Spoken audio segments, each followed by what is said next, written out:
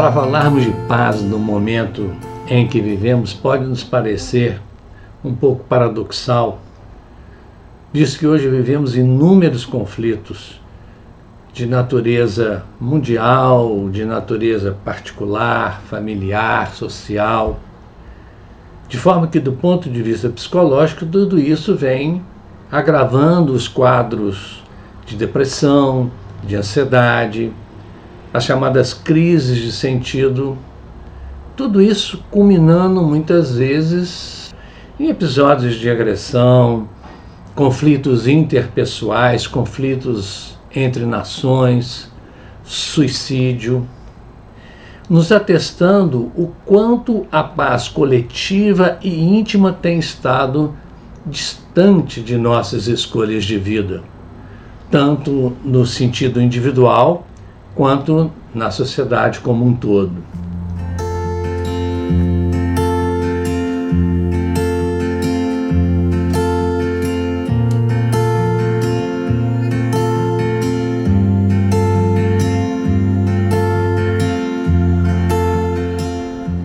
Joana de Ângeles nos alerta que os conflitos do homem em si mesmo, esses conflitos nos lares, nos locais de trabalho, nas comunidades, em guerras de extermínio entre povos, tudo isso é como decorrência de lutas irreprimidas e descontroladas em cada criatura, em cada um de nós, e de cada criatura em relação ao próximo.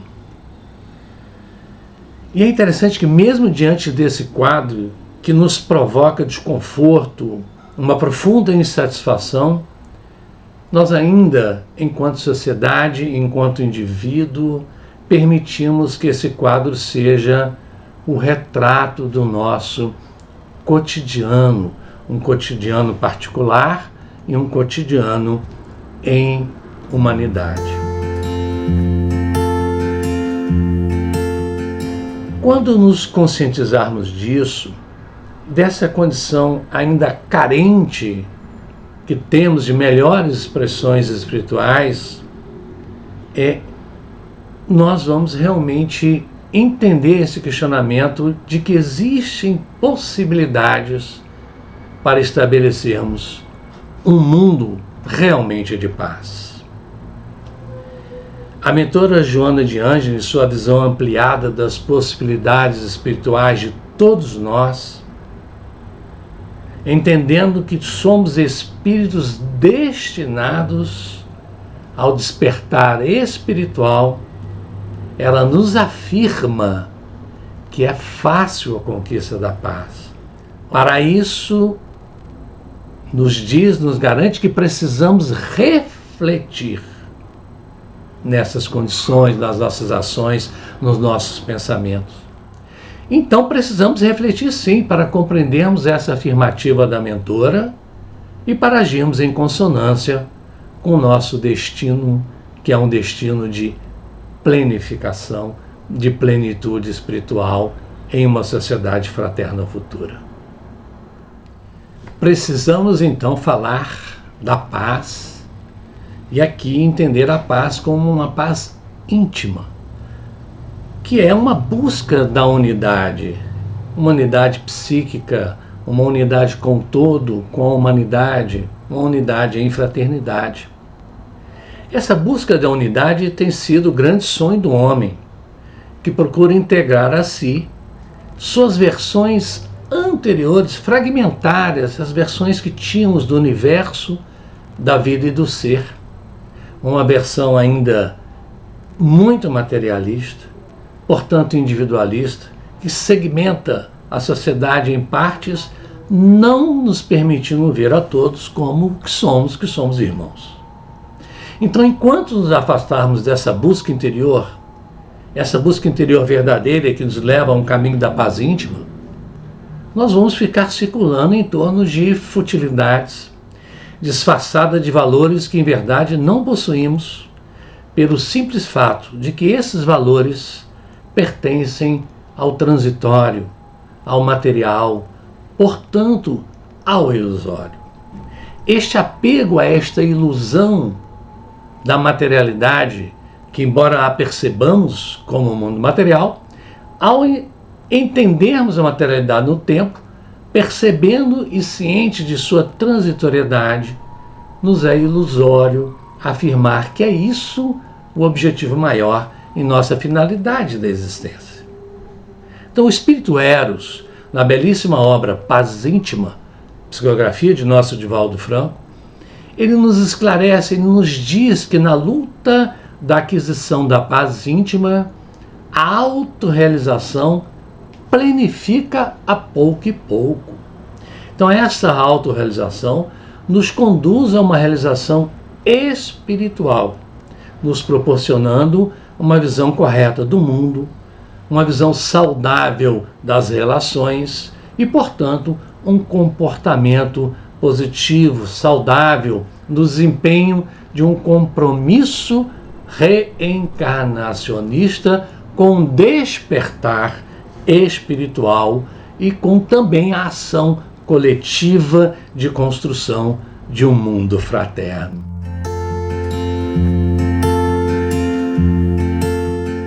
Para a construção, então, deste mundo de paz, precisamos olhar para o nosso interior e tentarmos identificar que inimigos de nossa paz íntima ainda cultivamos. Com relação ao nosso passado, existem dois inimigos da paz que muitas vezes cultivamos. O primeiro é a culpa. A culpa que muitas vezes nos macera e nos conduz a um estado íntimo de muita perturbação. Precisamos substituir a culpa pela consciência do equívoco e a busca da reparação necessária. Outro inimigo forte de nossa paz interior, muito relacionado ao passado, às lembranças e recordações, é a mágoa. A mágoa que temos para com os outros nos seus equívocos, para conosco, que precisa ser substituída por um sentimento de compreensão da dificuldade do outro, buscando os recursos que o Pai maior nos dá para vencermos as dificuldades que nos foram impostas. Mas não é só com o passado que temos esses inimigos da paz. No futuro, também vamos citar dois: os anseios, os desejos que nós temos normalmente de ordem mundana, no sentido mundano daquilo que se aplica às questões do mundo, abrindo mão das questões maiores, que são as questões espirituais. Então, esses anseios, esses desejos do mundo nos geram o segundo inimigo, que é a preocupação excessiva que muitas vezes criamos daquilo que vai ocorrer em nossas vidas. Não quer dizer que não devamos ter o cuidado do planejamento, de buscarmos atingir nossos objetivos. Não é disso que estou falando. É de um momento presente de preocupação, onde não conseguimos nem equacionar os nossos recursos de momento presente para a construção de um futuro melhor. Então, para o futuro, esses desejos e essa preocupação com o futuro são dois inimigos de nossa paz interior. E no presente? No presente também temos, e vamos citar também dois. O primeiro deles, o apego. O apego de toda a natureza, principalmente o apego às questões materiais. O próprio apego afetivo, quando colocado de uma forma doentia, onde eu não compreendo o outro como filho de Deus também, com suas necessidades e seus sonhos próprios, todo tipo de apego nos conduz a uma perturbação íntima em nossa paz. E o outro inimigo, que também quero situar exemplificando, é o vazio. O vazio que nos permitimos muitas vezes impor em nossas vidas em decorrência de eu não estarmos preenchendo a nossa vida com a verdadeira finalidade espiritual de aqui estarmos.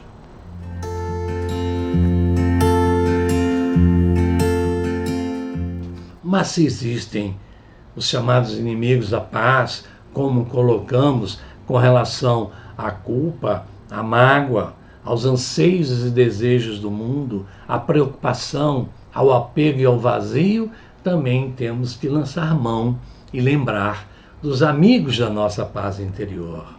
Para o passado, quero citar 2 amigos. O primeiro deles é o perdão e o auto-perdão, colocado como um único que podemos entender. O perdão que nos liberta das mágoas e o auto-perdão que nos libertará da culpa. Mas devemos sempre ressaltar que é preciso transformar a culpa num processo de entendimento do equívoco e apontando por um caminho de reparação. E o outro amigo da paz íntima, dessa paz interior, focando nas lembranças passadas, é a gratidão. Esta gratidão de tudo que já passamos, que também se faz com relação ao presente, é um sentimento que preenche as nossas almas de uma certeza de que tudo poderá e deverá vir de melhor. E aí surgem os amigos da paz relacionados ao nosso futuro. O otimismo e a esperança unidos, essa união de otimismo, de esperança, aponta por hoje termos e adotarmos uma postura de paz, uma postura de fé, mas uma fé raciocinada, que compreende a amplitude de toda a obra do Pai e percebe o amor que o Pai tem para com todos nós. E aí no presente também temos os nossos amigos da paz interior. O desapego. Se o apego pode nos tirar essa paz, o desapego responsável.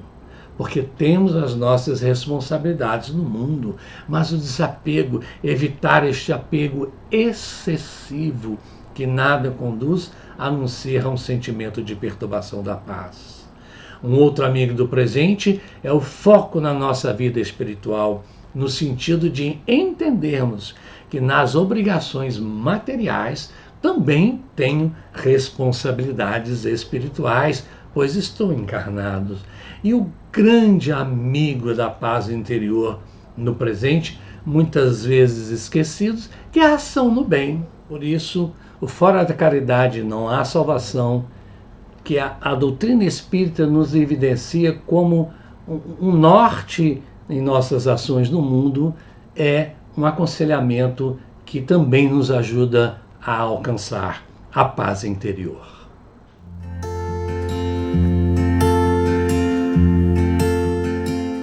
Por isso, então, para buscarmos encerrar essa pequena contribuição com as reflexões sobre a paz íntima, sobre a paz na humanidade, retornamos ao pensamento de Joana de Ângeles, que nos esclarece que para conquistarmos a paz, basta que não ambicionemos em demasia, que venhamos a corrigir os ângulos de nossa observação da vida e nos permitirmos ampliar no sentido de entender que temos que ampliar a nossa ação no mundo para uma compreensão espiritual. E Joana continua nos alertando que para cultivarmos a paz interior, que amemos e perdoemos, que nos entreguemos às mãos de Deus. Sim, quando nos entregamos à mão de Deus, cultivamos através da fé o otimismo e a esperança. Que cuidemos do entendimento de nós mesmos e de nossas ações, porque compreendemos que Deus, que cuida das aves do céu e dos lírios do campo, cuida de todos nós com o mesmo amor. E que, por fim, nos convida Joana, que cultivemos para a paz a ação do cumprimento fiel de nossos deveres em nossa encarnação. Permitimos ressaltar na nossa ação no mundo, numa ação que seja entendida como uma presença espiritual que age no mundo material. Joana ainda nos garante que os espíritos, nossos amigos espirituais, sempre nos orientam, que ninguém nesta vida está em regime de exceção, portanto, ninguém está legado ao abandono.